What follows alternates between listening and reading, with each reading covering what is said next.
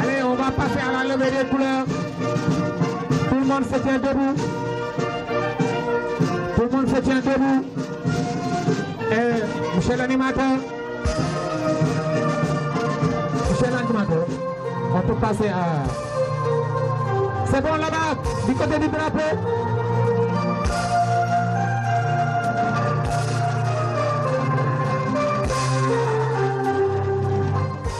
Attends. Si c'est prêt, vous me faites signe.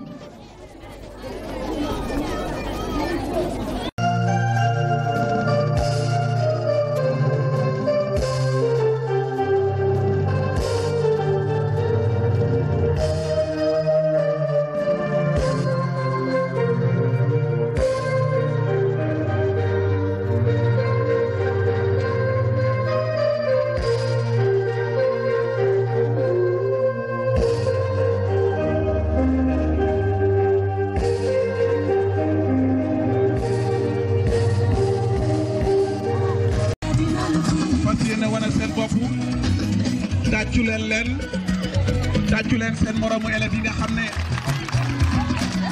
ñu ngi noonu sol ay t-shirt ak yu ñuul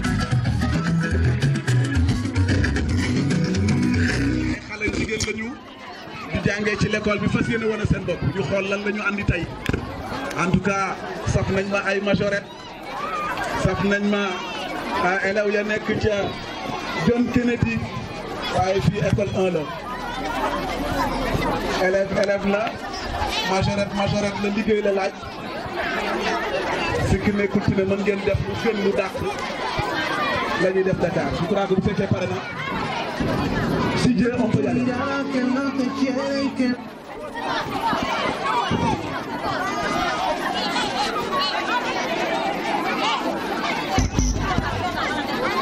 École 1.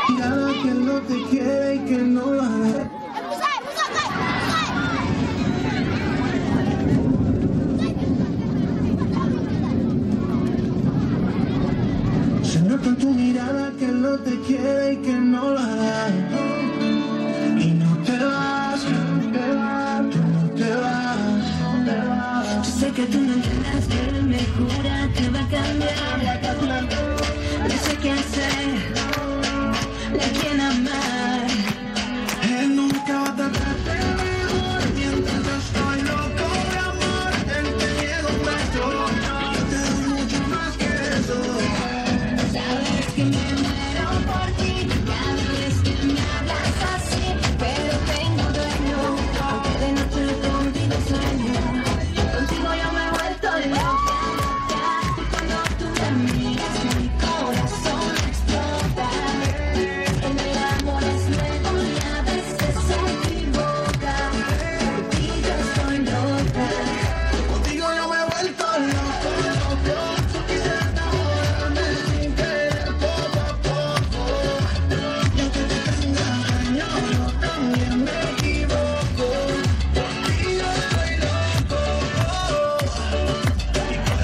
sé que estás loco, loco, loco. Sígueme, sígueme, no pares. Que digo, no somos iguales. Déjame que cure tu pena y que la luna llena con un beso te regale. Sígueme, sígueme, no pares. Que digo, no somos iguales. Déjame que cure tu pena y que la luna llena con un beso te regale. Mejor mientras yo estoy loco de amor. En tu miedo un beso. Y yo te doy mucho más que eso. Sabes que me muero por ti cada vez que me hablas así, pero tengo dueño, aunque de noche contigo sueño. Contigo yo me he vuelto loca, loca, y cuando tú me miras mi corazón explota. Que me enamoras luego y a veces se equivoca. Contigo estoy loca. Contigo yo me he vuelto loco, loco. Supiste enamorarme sin querer, poco a poco. Y aunque tú tengas daño, yo también me equivoco. Contigo estoy loco. Y para enamorarse que estás loco, loco, loco. Sígueme, sígueme, no pares. Que digo, no somos iguales. Déjame que cure tu pena y que la luna llena con un beso te regale. Tratarte mejor mientras yo estoy loco de amor. Él te niega un beso y yo te doy mucho más que eso. Sabes que me muero por ti cada vez que me hablas así, pero tengo dueño, aunque de noche contigo sueño. Contigo yo me he vuelto loca, loca, y cuando tú me miras mi corazón explota. Que me enamoras luego y a veces se equivoca. Contigo estoy loca. Contigo yo me he vuelto loco, loco. Supiste enamorarme sin querer, poco a poco. Y aunque tú tengas daño, yo también me equivoco. Contigo estoy loco. Y para enamorarse que estás loco, loco, loco. Sígueme, sígueme, no pares. Que digo, no somos iguales. Déjame que cure tu pena y que la luna llena con un beso te regale. Maite, quería contigo. Por enamorarnos yo estoy loca y tú estás loco. Voilà, merci beaucoup. Monsieur le parrain, vous ne m'avez pas surpris d'avoir réalisé autant de choses, mais il paraît que vous avez répondu au slogan. Vous avez passé toute votre année scolaire ici à Sibassor. Donc repassons au royaume de l'école. Vous l'avez bien servi, vous l'avez bien fait avec une forte délégation mobilisée autour de toi. Soyez en remerciés. Ce que je voulais dire, pour ne pas être trop long, je vous dis que vous, parents d'élèves, directeurs d'école, maîtres pédagogiques, l'école de Sibassor, pour dire le collège de Sibassor est placé en haut de la réussite au niveau de l'inspection d'académie de Kaolack. L'école de Sibassor fait partie des écoles les plus émergentes de la commune de Sibassor. Et j'en sais quelque chose. En tant que président UCGO, les écoles de Sibassor ont réussi plus haut dans les examens, alors, régionaux. Ils ont tous réussi, les enfants ont réussi. Pour voir l'école Sibassor, codex Sibassor, ils ont une réussite de 77,7%. Je l'ai appris. 77,7% de réussite. Téeméeri élèves yoo kii juróom-ñaar fukki ak nangam réussir nañ. Kon nag élèves yi maa ngi leen di féliciter ngeen teg seen tànk foofu maa ngi fis les enfants encore nga xam ne buñ leen périmé nañ góorgóorlu déwén ndax nu périmé leen. Les parents élèves yéen yéen a ma nommé en tant que président UCGE. Man, je suis l'ambassadeur de la communauté auprès des écoles. Mais li ma gis fii doy na ma encadrer les enfants. Maître yaa ngi encadré élèves yi directeur yaa ngi jàngale njàng ma ca école la am na ñoo xam ne dañu ne teeri kër ga ñoom ya tamit doo xam ne li ma wax teeri kër ga topp leen seen doom di leen jàngal les images di leen jàngal bu ko defee dina réussir xale yi nga xam ne dama koy labal de touche du bois mooy le parrain de l'école ak ñeneen ñoo xam ne ñu ngi fi ak des directeurs école retraités ku ne bëgg nga jur ku mel ni moom ils ont été encadrés par leurs parents il ne faut pas démissionner sur la protection de vos enfants. C'est un homme, moom ngeen yaakaar aduna kalaxira góorgóorlu seen doom yi te noonu naa wax lu bari lu gën a privé mais le temps perdu ne se rattrape jamais. maa ngi sant ñëpp gërëm ñëpp asalaamaaleykum wa rahmatulah.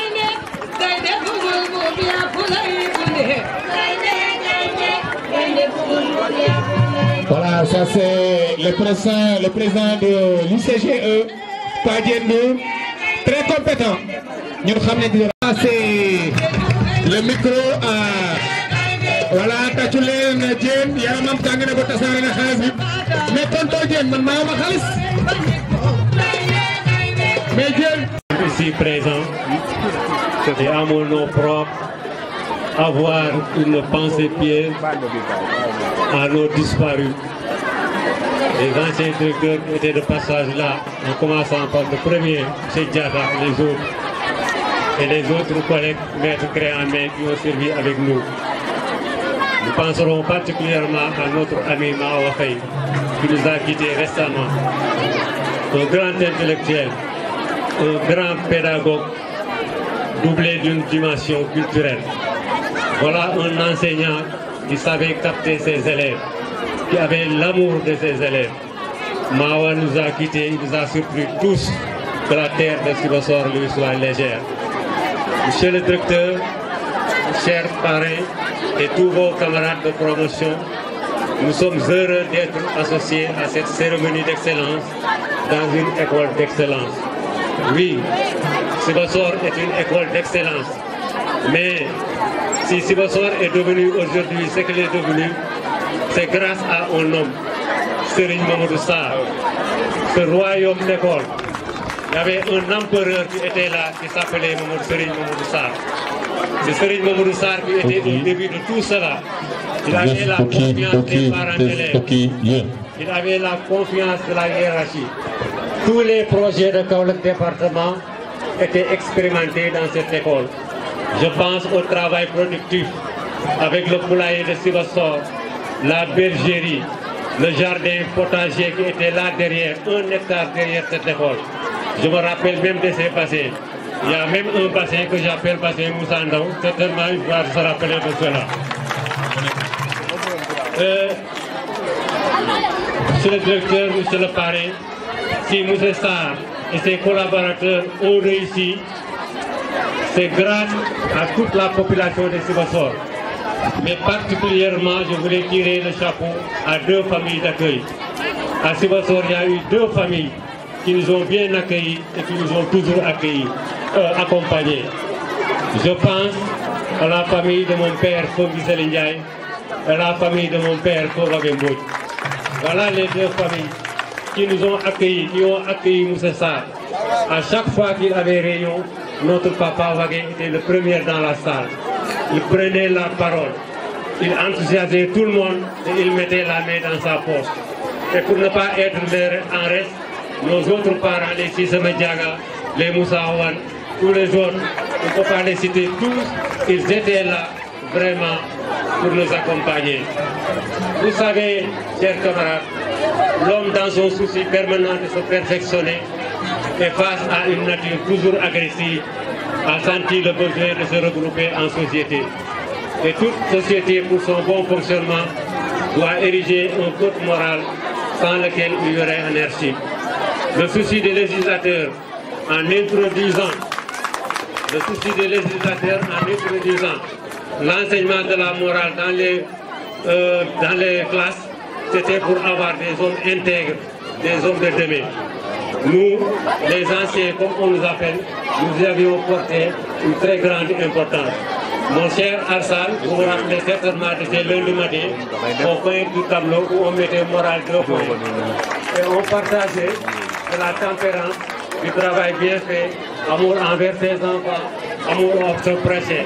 Ce sont des choses-là qui nous ont permis aujourd'hui de devenir ce que vous êtes devenus. Nous sommes fiers de vous. Chers élèves récipiendaires, je vous demande de prendre comme modèle M. Alsan Diallo ici. Alsan, enfant, il était très discipliné, discret et travailleur. Adolescent, M. Alsan Diallo est resté discipliné, discret et travailleur. Adulte aujourd'hui, il est resté discipliné, travailleur et très discret. Donc je vous demande de prendre M. Alassane Diallo comme votre modèle. Voilà un homme qui a vraiment le sens de responsabilité. Alassane, tous vos anciens maîtres ici présents sont contents. M. Iboucham est là derrière. Mme Khodia est là derrière. M. Sarr a eu un empêchement, c'est pourquoi il n'est pas là. Mais nous nous représentons. Nous sommes fiers de vous. Et pour terminer, je vais vraiment emprunter Martin Luther King en disant I have a dream. Yes, I have a dream. Mes chers amis, mon plus grand rêve maintenant, c'est qu'un jour, je vois ces jeunes-là avoir les destinées de cette ville. Il est temps que ces garçons et ces femmes prennent la destinée de cette ville. Ils ont l'amour de la ville de Sibassor. Ils n'ont jamais quitté Sibassor. Ils sont là, prêts à travailler. Il faut les accompagner. Vous ne les regretterez pas. Je salue M. Biram Paté, le dernier président de l'APR avec qui j'ai travaillé et qui m'a sauvé. Parce que mon dernier passage à Sibassor, il faut le reconnaître, j'étais un peu avec quelques problèmes. Parce qu'à chaque fois que je demandais à un enfant d'aller acheter un cahier, il revient à sa maman, avec sa maman ou son papa. Et le père ou la mère, c'était mon ancien élève. J'étais devenu grand-père sans m'en rendre compte. Je me suis dit finalement, vraiment il est temps. Je me suis dit, directeur bu ma yebte, bul taa xati si nga doom. Ma ne ko wax naa ngi jégalu bu baax dootuma ko taal. Merci beaucoup, je vous remercie. Merci. Le café est chaud. L'oiseau vole. Banana filé, jam. Banana filé, jam.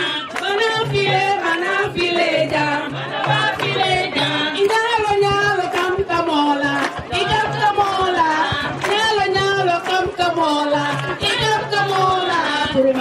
Farumake sama fu.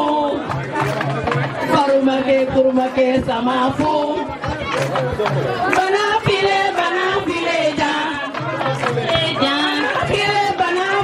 jam. Bana file jam. Nyalo kam kamola. Farumake sama fu. Allez, merci beaucoup. ndax yow ba nga commencé ci ñin nga yónnee nga ñëw ñu def ak yow lu baax kon yow sooy raam ba lii yegg ci tuwaa fakkaala masha Allah dañ la jaarama am déet yaa liggéey mu tëju yaa liggéey war réew di la ma sa joonoy waaye tàccu leen ko mu tëju defee malal koy yaa liggéey war Sénégal nga ma sa joonoy tàccu leen ko mu tëju defee malal koy yaa liggéey war réew di la ma sa joonoy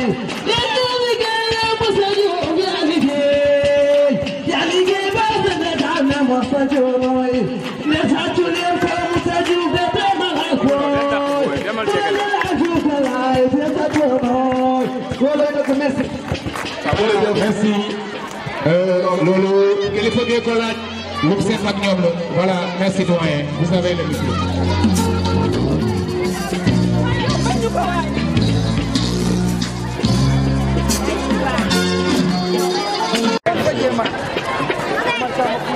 Monsieur le Président du CGE de Sibassor, Monsieur le parrain de la journée de l'excellence, Mesdames et Messieurs les directeurs et directrices d'école, chers enseignants, chers élèves, chers invités.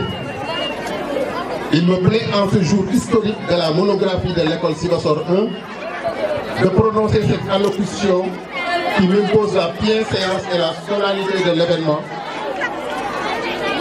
Je vous préviens que je ne serai pas long, mais je ne saurais m'empêcher d'exprimer mon ressenti au regard de l'envergure du parrain, mais aussi de la générosité de la formule désormais consacrée, retour au royaume d'école.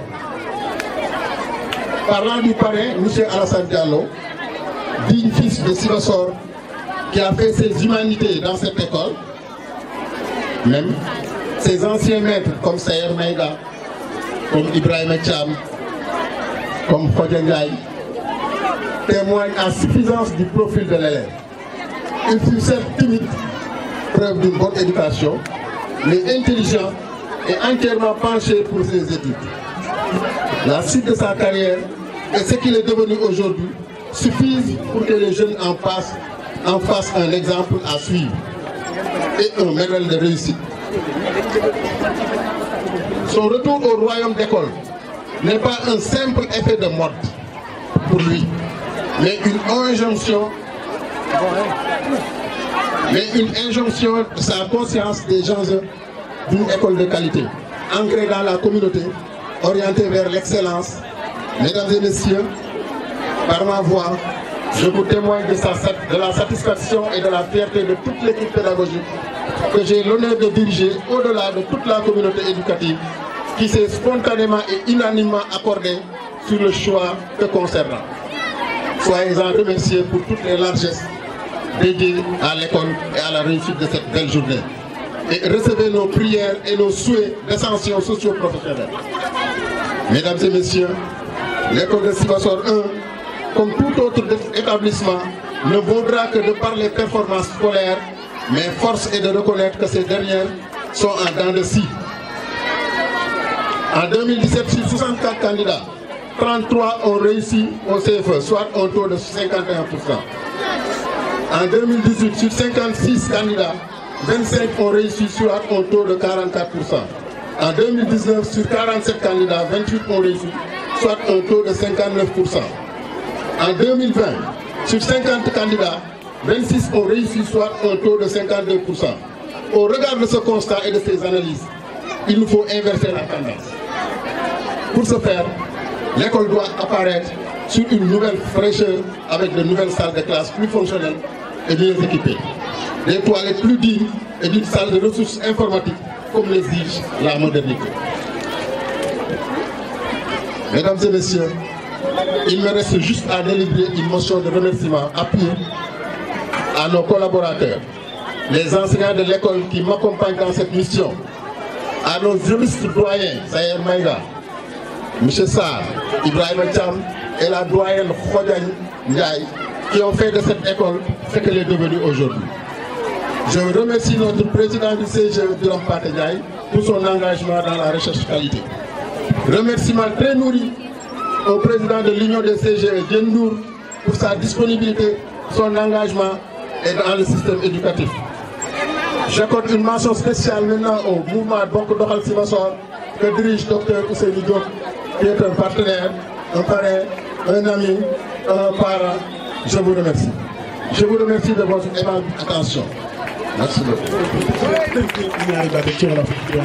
waaw asalaamaaleykum mbooloo mi maa ngi leen di gërëm di leen sant di rafetlu seen teewaay naaj bi tàng na te yéen a ngi toog boo gisee ñu organiser tey journée de l'excellence bi pour d'abord primer xale yi nga xam ne dañoo ràññeeku ci liggéey bi ñu fexe aussi xale yooyu gën a góorgóorlu mais yeneen xale yi góorgóorlu aussi def ni ñoom góorgóorlu pour déwén. ah boole ci aussi beneen aspect boo xam ne retour au royaume d'école comme ni ñu ko waxee ci thème bi mooy képp koo xam ne ci école bi jaar nga fi jàngee fi wala nga jàngee ci dëkk bi war nga dellu fa nga jàngee delloo leen njukkal xool jafe-jafe yi nekk ci biir école ba ak rëkk-rëkk yi ci nekk ci biir école ba nga jàppale leen. parce que kat xale yi fii jàngee tey ëllëg dañoo bëgg a mel ni Alassane ñi taxaw xale yi fii jàngee nii tey ëllëg dañoo bëgg a mel ne docteur Ousseynou Diop xale yi fii jàngee tey dañoo bëgg a mel ne cadre bu mel ne Pa Ibou ak ñeneen ak ñeneen ak ñeneen donc kon pour loolu am école bi foog ñu jàppale ko ci fànn yëpp parents yi foog ñu jàpp ci enseignants yi jàpp ci directeurs yi jàpp ci cadres yi jàpp ci état bi jàpp ci parce que état bi aussi mënatul dara état bi def ne l'école de la communauté par la communauté et pour la communauté donc comme ñun ñëpp dañ cee war a jàpp maa ngi leen di gërëm di leen sant. jërëjëf monsieur Diouf di jàng.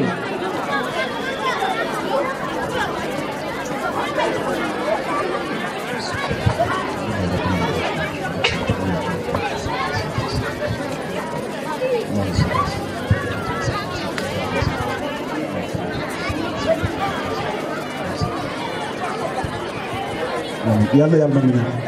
yàlla nangu ñaan. yàlla nangu ñaan.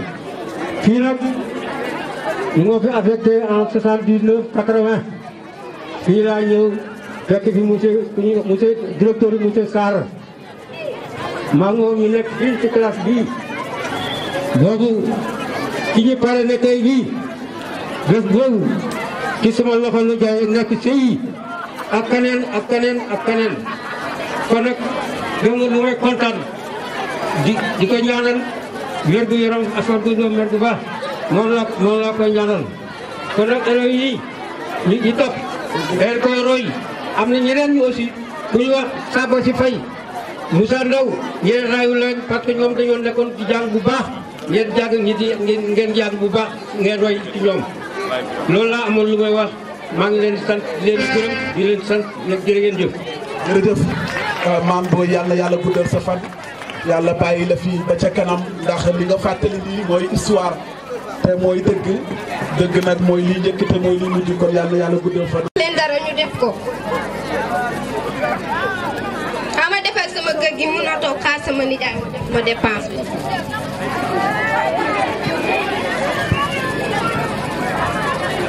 dëkk bi moom temps yi daal dëkk waaye tey dépense bi dina ñëw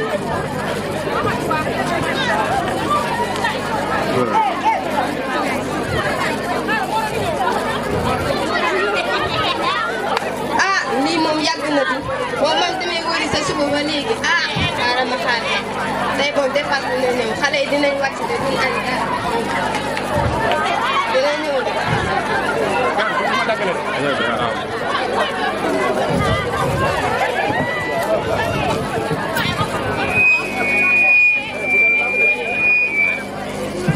tey moom dëkk bi daa métti yow nekkoon grand place di lijjanti tam duñ lijjantee dépense mais dëkk moom.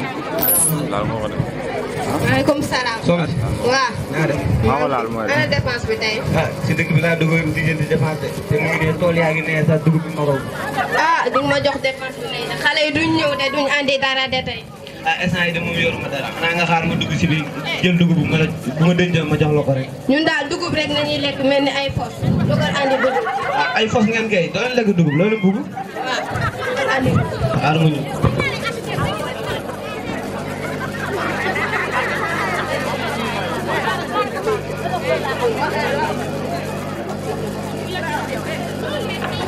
am lii laa am dafa am xale yi duñ lekk. ma jóg soq ko sax. waaw acca na gaaw.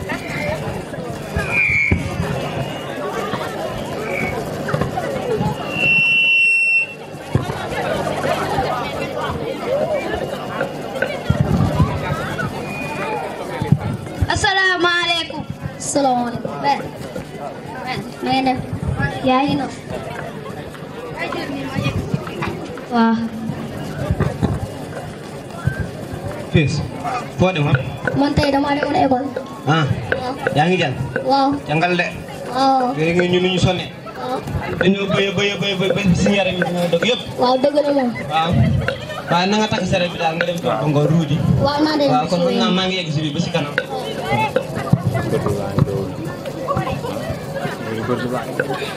Souleymane daa am lu nekkoon sama xel de. lan noonu. man daal damaa gis sama morom yi di dem jàngi te ma mënuma fexe ba dem jàngi damaa bëggoon dem jàngi kon sama morom yi. lan yow loolu bàyyi ko suuf yaa gën a xam ne sama papa mi boo demee école du ko nangu te dina la dóor ba nga bëgg a dee nag xool loolu moom bàyyi ko suuf man maa ngi ñëw sa yegg si biti booy. waaw man pare naa sax xaama ñëw ànd ak yow.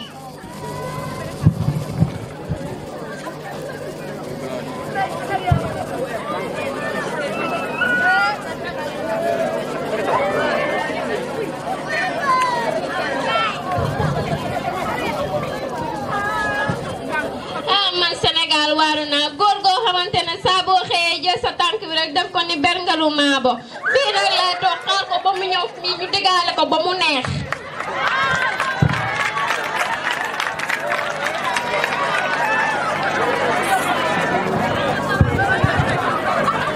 waaw soxna si. nijaay ñëw nga. ñëw naa kay. waaw damaa bëggoon nga jox ma dépense ma dem marché balaa xale yee wàcc. dépense. esa moo yoruma dara buyu naa ba sonn waaye aw ma dara. yow nijaay nu nga mel ni góor goo xamante ne saa buñ ko xëyee dépense mu ne yoruma. xaaral rek bu suba mu naa la jox dépense suba. dañ koy waxtaan. xaaral rek yow kañ bul wax dara.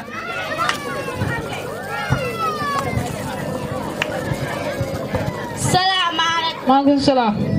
papa. waaw doom la nga def. waaw amee wàcc nga. papa. dañoo am benn feet. sama morom yëpp teg nañ man rek a tegagul damaa bëgg nga may ma teg. feet maa ngi nii di wax sa affaire dépense léegi nga jógee fi naa ay fête dama am xaalis moo lay jox yow. ah loolu de dalaa war ni jaay. ah man daal xaaral daal xanaa suba su ma xëyee jox ko. salaamaaleykum. waaleykum papa salaam. yaay yéen a ngi toog. waaw ñoo ngi juutu nii.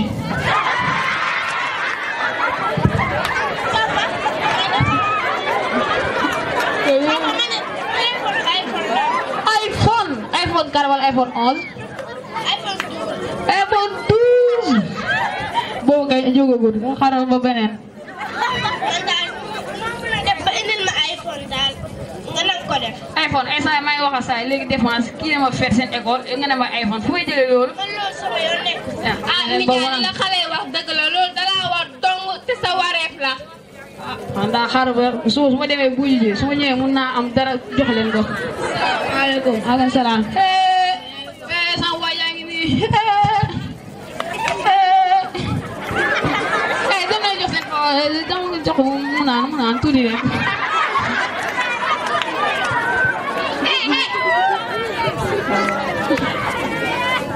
papa yéen a ngi toog. waaw ñu ngi toog. waaw ma ne la dégg nga naanaat. baax na baax na. naanaatal waay. da nga fu mu jógee. waa naas yow doxee nga naaj de. kay. ana waa dëkk ba. fa rek. waa dëkk ba fa rek. kii lu muy génne ni xaalis. maa baaxee lii rek. li gi ñàkk a yore lu dul nii.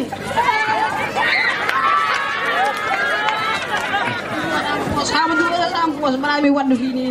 xale yi moom dañuy for rek. waaw kii jël leen bagage bi ñu yóbbu ko si biir. dugal leen bagage si biir. bu dara rër nag bu dara rër. ah xaaral ma ñëw yegg si biir sax. ay yegg si biir.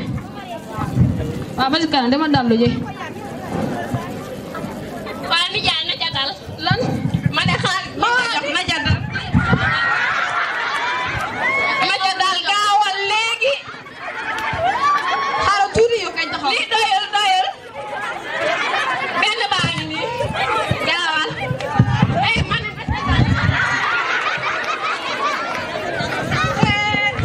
waaye li ngeen def nii. dañ doon vérifier rek tuuti rek. ah xaaral ma ñëw dem Kaolack sax. yaa ngi def. ma ne gaawal rek sa tal. demal nag waay.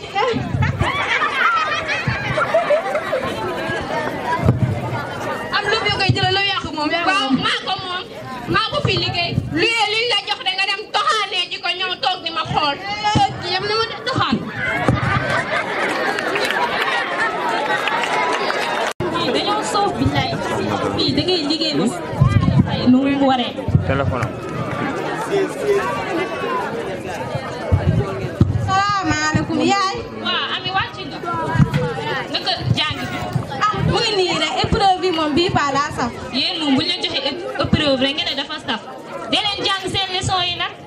yaa ñu ngi jàng de tout le temps. dee leen jàng dafa baax de gisoo man maa ngi nii su ma xëyee maa ngi si dossier balaa maa wàcc day naaje te sa papa moom ñëwagul sax xam nga lu muy xaar xam naa bu ñëwee fekk ma nekk si dossier bi dina wax ba sonn. waaye yaay damaa bëggoon ñu waxtaan. ay doom looy waxtaan ci. yaay man damaa bëgg a jàng ba toll fi Alassane Diallo toog. yow da nga xam Alassane Diallo. yaay xam naa ko bu baax. ndeysaan Alassane Diallo dama kaa namul man ak moom ñoo bokkoon école bu ñu doon jàngee. Alassane Diallo ban école la doon jàngee.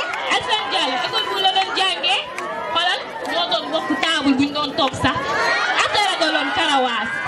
yaay man moom lépp sama xarit boo xam ne dugagul école dinaa ko ne mu dem jàngee ji école bu mu. te li ngay gis noonu nag tirise rek la doon def. ay da ngay ree amul sax ree tirise rek la doon def nga musée bi daf ñu doon séparé mën a moom da ko doon jël teg ko si ginnaaw man mu teg ma ci kanam. waaye instant yaay man lu ma jox man Alassane Diallo moom raw na la di. Alassane Diallo xamoo ko sax sama meilleur ami la woon. kon baax na. li ngay gis nii dama bëgg nga jàng ba raw ko man loolu laa bëgg.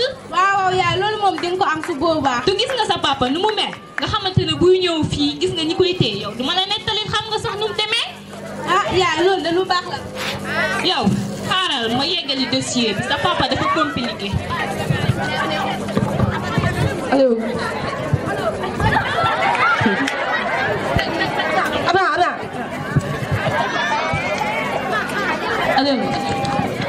allo.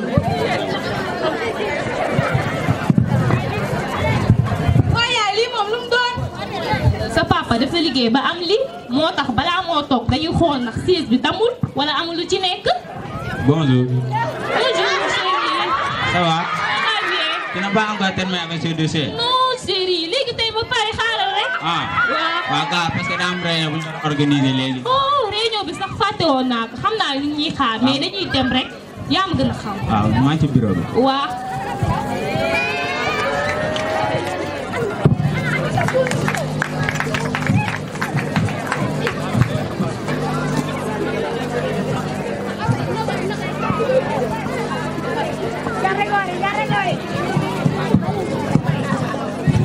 Bonjour. mais ñi ñëwaguñ ba léegi. non non. non sénégalais lii moo ko yàq dañuy woote temps ba pare dañuy yàq temps bi mooy loolu. loolu mais mu ñor leen. ah te yaa ngi nii dama doon gëdd ca kër ga te mu ngi nii ñoom ñëwaguñu. non garaawul. waaw ñoom fu ñu nekk sax du ñu ñëw. xam naa dañoo tardé rek xam naa oto léegi mooy loolu oto amatul léegi de. ah léegi de war nañu waxal route bi lii mooy loolu de. waaw mu ñor leen tuuti rek.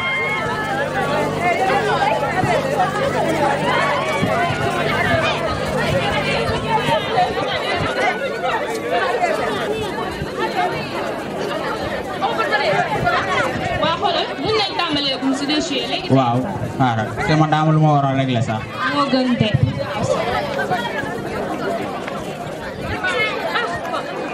ñun dañoo war a dem sax.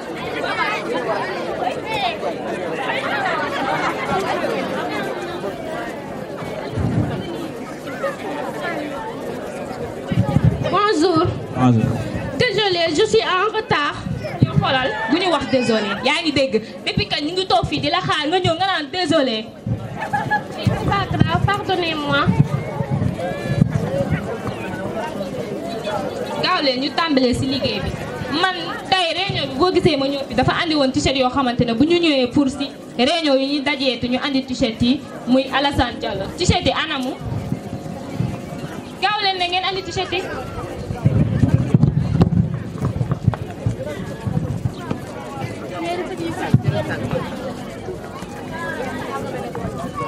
Madame Ndiaye day teel a ñëw Madame Ndiaye day rus lii sama morom yëpp ñëw ba toog fii vraiment de muy lewatal bët.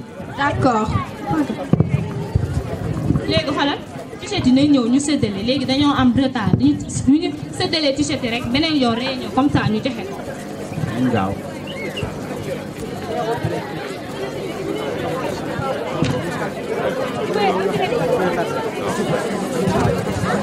mais xoolal garaaw.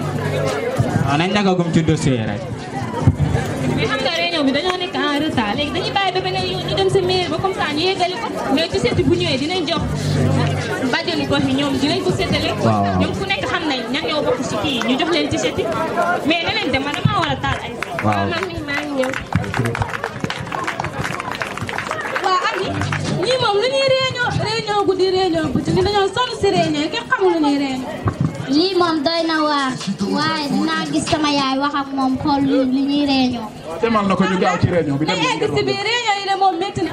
kii demal na leen ñu gaaw réunion bi ñu def réunion bi daa nar a guddee sax. semaine bii di ñëw ñu ñëw ci ko yow la amataan yow la jàmmanu ci dara jàlloo xanaa di ñaan mu yokkoo di ko. ñi ngi lay déglu kàddu gi yow la yaa ko moom.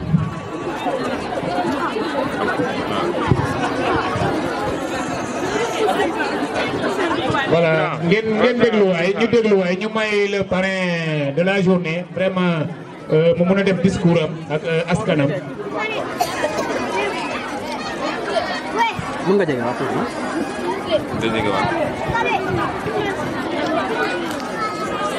Monsieur le directeur de l'école de Sibassor 1, messieurs, madame les instructeurs, chers élèves, honorables invités, mesdames, messieurs, chers récipiendaires, c'est avec un réel plaisir que je m'adresse à cette assistance en ce jour si spécial. En effet, ce plaisir est d'autant plus accentué que vous m'avez octroyé le privilège de me désigner parrain de cette journée. Et cela, plus qu'un privilège, c'est un honneur, d'autant plus que c'est la première édition de la journée Retour au Royaume d'école organisée par l'école de Sibassor 1. Toutefois, au-delà de ma modeste personne, cet honneur échoit avant tout à mes parents. Ils n'ont jamais ménagé aucun effort pour m'assurer tout le nécessaire dont j'avais besoin en tout lieu et à tout moment. Je ne les remercierai jamais assez pour non seulement tous les sacrifices qu'ils ont consentis dans mon éducation, mais également les valeurs de droiture et sens du devoir qu'ils m'ont distillées tout au long de leur existence sur Terre. Que leur âme si belle et si généreuse repose dans le meilleur des paradis de notre Seigneur. Amen. Chers invités, cet honneur revient également aux enseignants qui ont particulièrement œuvré pour mon instruction. Je leur serai éternellement reconnaissant pour avoir inculqué autant de savoir aux petits chétifs que j'étais et qui surtout étaient prédestinés à courir derrière des vaches avec sa machette bien nouée autour de sa taille. En fait, je dis ces propos parce que ce n'est plus sûr ainsi de parler de machette en ces temps qui courent. En tout état de cause, ma gratitude sera éternelle pour tous ces enseignants qui ont eu à me donner ne serait-ce qu'une once de savoir. Et je voudrais faire une mention spéciale à tous ceux qui m'ont accueilli il y a une trentaine d'années dans cette enceinte où nous nous trouvons. Plus spécialement, je voudrais citer M. Ibou Cham, mon premier enseignant au CI ici présent, M. Maïga, ici présent, en classe de CI et en classe de CM1, M. Sarr, en classe de CM2, empêché. Mme Khodia, qui a débuté la classe de CI avec nous, feu M. Faye, le réalisateur et le metteur en scène. Puisse le Tout-Puissant l'accueillir dans son paradis éternel. Amen. En fait, mes remerciements vont à toute l'équipe pédagogique de l'époque qui m'ont couvé et n'ont jamais cessé de suivre mon parcours en me prodigeant toujours de judicieux conseils. Merci beaucoup. Jërëngeen jëf. On jaaraama Jokko Njal à la barque M. Thiam, M. Maïga, M. Sarr, M. Faye et Mme Khodia. Chers invités, pour en revenir au thème, retour au royaume d'école, la communauté se mobilise pour promouvoir l'excellence. Vous me permettrez juste de dire quelques mots pour montrer la pertinence de ce choix. Il est admis que la vocation première de l'école est la transmission du savoir afin de former des individus utiles à la communauté. Dès lors, la communauté a tout intérêt à se mobiliser pour garantir un certain niveau de qualité. Cette mobilisation est d'autant plus nécessaire qu'elle confie à l'école ce qu'elle a de plus cher, à savoir ses propres enfants. Ces êtres si précieux qui constituent l'avenir de la communauté, en ce sens qu'ils hériteront de tout ce que la communauté a mis des années à construire. Par conséquent, si la communauté se mobilise aujourd'hui pour promouvoir l'excellence à l'école, elle ne fait que semer les germes de sa prospérité future. Tout, de mon point de vue, je trouve extrêmement pertinent le choix de ce thème. Chers invités, il serait impensable de finir sans m'adresser à nos chers enfants. Je me permettrai juste de donner quelques conseils en ayant à l'esprit la citation de Jean Dutour. Il ne faut donner aux gens que des conseils qu'ils puissent suivre. Donc, rassurez-vous, vous pourrez appliquer ce que je vais vous dire, mes chers enfants. Ces conseils tournent autour de la nécessité d'acquérir le savoir d'une part et de l'impérieuse obligation d'avoir des valeurs d'autre part. Vous le savez tous, nous sommes dans un monde où la connaissance est primordiale. Tous les secteurs de la vie sont dominés par les détenteurs du savoir et peu importe leur origine raciale, ethnique ou géographique. De ce fait, en reprenant la formule de Cheikh Anta Diop, formez-vous, armez-vous de science jusqu'au bout des dents. C'est le seul mot d'ordre. Toutefois, sachez, mes chers enfants, que le savoir n'a de sens que s'il s'inscrit dans un tas de vertus. C'est pourquoi restez ancrés dans les valeurs que vous ont inculquées vos parents et vos enseignants. Soyez polis envers quiconque, soyez respectueux partout et tout le temps. Soyez bienveillants entre vous et surtout travaillez sérieusement. Oui, travaillez, travaillez, travaillez encore. C'est le refrain des courageux car le monde appartient aux vaillants. Travaillez donc. Travaillez donc. Parlez peu, agissez plus. Car si les paroles s'aiment, si les parleurs s'aiment, ce sont les silencieux qui récoltent. Tels sont les quelques conseils que je voulais vous donner. Chers invités, je vous laisse pour finir avec cette magnifique citation de Victor Hugo. Les maîtres d'école sont des jardiniers en intelligence humaine. Merci de votre attention.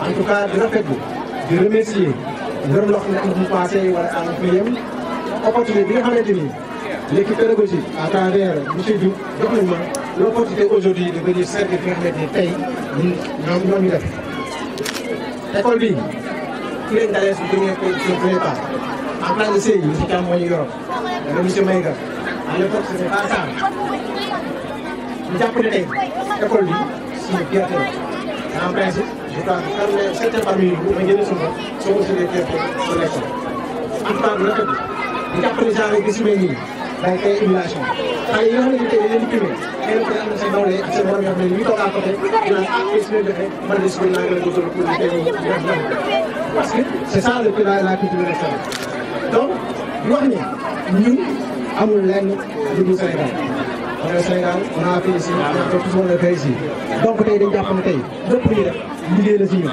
mais li ñu taxawal li ñu wax si liggéey c'est le sens réel du travail qu'on veut donner c'est le sens du travail fait avec de l'intéressement dañu jàpp ne tey le Sénégalais tout di nekk il doit travailler avec de l'intéressement sans à quoi que ce soit parce qu'il est payé à quelque titre que ce soit pour faire le travail qui est le sien. Et le travail qui est fait sans intéressement c'est le travail que fait Harold Len. Je veux donner comme exemple en 86-87 lorsqu'on plantait ces arbres c'était des arbres qui étaient là waaw ñu ko doon tabax ñu ko doon dimbal karam yooyu à l'époque mais ñoo monsieur Maïga certainement monsieur Sarr bi ñuy dimbal karam leeroon na leen ne xëy na keru garab yi du leen fa fekk mais problème mooy c'est que c'est des intéressants parce que yéen a ëllëg si biir restaurant bi mu ngi mel ni sama xale bi àll bi kenn di wax mag bu fekkoon xale bi muy jëmbat tàndarma donc ah yow daa ngi jëmbat tàndarma bi est-ce que xam ne donoon boo ci rek moo bi ne ko benn problème xam naa ne président 40 ans lay ñëw benn problème mooy c'est comme ko def am ba sax peut-être am na ko rek ma koy def jël ma ko ñam mu neex ma bëgg nag génération yi ñuy def donc di rafetlu teewaay bi yëpp di baalu ak ci toog bi xaar bi yàgg na en tout cas lépp luñ fi jéem lu ëpp na suñu yéene suñu sañoon fekk lu nekk daf ñuy def parce que lépp lu ñu am tey école bi rek moo ko def donc tey lu ñu nekk lu nekk école bi def ci am wàll yu bëri donc tey nga jox ñu opportunité pour ñu ñëwaat si école war na def am tout ñu ciy jéem donc day rafet donc ñun ñu leen ci remercier remerciement boo xam ne am na commencement ak volonté di porter leen attention bi ñu koy waajal dañoo nekk ak suñu génération bi ñoo bokk classe ñoo bokkoon 86 ñoo àndee ak génération 86 ñoom ñëpp ñu ngi fi ñoom Aliou Kara ñoom étudiants la ñoom ñëpp nous sommes tous dans la même génération nous sommes des anciens. J'entends tous ces gens de la génération 86 et de tous ceux qui sont passés après pour leur dire que par rapport au thème que les gens reviennent ici pour investir parce que ce qui se passe mooy c'est que de plus en plus état bi amatul ay ressources yi nga xamante ni daf koy jox di ko def compétence nga dem transfert si bopp xaar de plus en plus les ressources sont rares am état bi day rare alors que soxla yi day gën a yokk donc il revient à la communauté bi nga xam ne ñoo fa jaar ñu ñëw dellu di investir pour loolu tey ñun suñu waxtaan la suñu devoir la tey ñu ñëw delluwaat si def ko di nekk si école génn si école gën a rafet gën a taal parce que am na loolu mel tey dugg naa fi tey mais sérieusement en fait luy neex yëpp am na suma xol quelque part moom une personne parce que gis naa fi loo xam ne tey parce que su ma soxla dañuy daal yëpp tey war na wax loolu rek jàpp naa am nañ si pot te jàpp naa ne son lu nekk nii son nom yi ay ñuy stoppé je crois que ñoom ñëpp ils ont bien vu et je pense que ci ñu yàggul xëy na peut-être dañ def loo xamante ni wala boobu dañ ci jéem wala boobu dañ démale ñu tous les anciens écoles pour pratiquement ba fii nii nga xam ne avant muy nekk ñu nekk pire quoi wala nekk loo xamante ni soxla nekk lu nekk donc yow école bi ñu koy wax am na ay magistrat am na des docteurs am na des experts comptables on a des maçons parce que il faut un tout pour faire donc kenn koo gis ku nekk am na si donc di fi di leen di une fois de plus les remercier di boo xam ne nii bon ngërëm loo xamante ni vraiment spécial la pour ñi nga xam ne dañ leen jàngal te lépp nekk si ñun au-delà des aspects scolarisation gardien comme ça la yëpp tey xale yi ñëw ne sa maître dina si mbedd yi nga seen ko leen ko nuyu mais dañ nekkee ko ne soo séenee ne saa si mbedd mi ci mal barré le lundi matin tu es surtout la première heure c'est lui qui est devant et si par malheur resté au salon moom ah oui vraiment si ñu donc vraiment il faut que je remercie ñoom ñoo xam ne amul donc di préciser au-delà des aspects privés xale yi donc kii école bi am sax may nañ leen dara non jël naa essentiel pour une demi-heure, je crois que Inch'Allah, qui nous a en tout cas, il faut le plus wax di lépp lu sa wet ñoo xam ne yàlla ko defal ñu si xaw a saxaay yi nga xam ne koy wax na dégg bu olof la te duñu jëm taal yi laaj ci biir làkk wax na laaj donc dañ ci gërëm dañ ciy sant wasalaam merci beaucoup bi mu am ci école bi nee na li mu joxe ci wàllu fourniture yeeg yi ni mel ak li mu jox direction école bi muy ordinateur beeg yi ni mel xeeb na ko yéenam nee na ëpp na loolu mais dégg nañ aussi ay ambition par rapport ak la ville je crois que li moom rafet na le doyen directeur xaaral mu ñëw xaalisu àllarba bi ñëw na. macha allah waaw jox ko mu photo ak moom téewaale diplôme bi mu ngi noonu photographie photo lañ yi rafet na tàccu leen bu baax doyen Maïga waaye gërëm la sant bu baax monsieur Diallo. Voilà, merci. Voilà, on va passer maintenant à un autre. Il s'agit de Marie Ngom. Marie Ngom. Marie Ngom moom la ñuy décerner diplôme de reconnaissance. Marie Ngom bu ñëwul am na ku ko ñëwal. waaw waaw c'est ça Alassane vraiment bett nga ñu waay. waaye yal na la yàlla bettee ba neex. loo fi investir ren balaa déwén yal na ko yàlla. politicien la avec sa jolie barbe. Ali le Poteur. lii mooy góor baax na jigéen baax na. jërëjëf. Voilà, merci.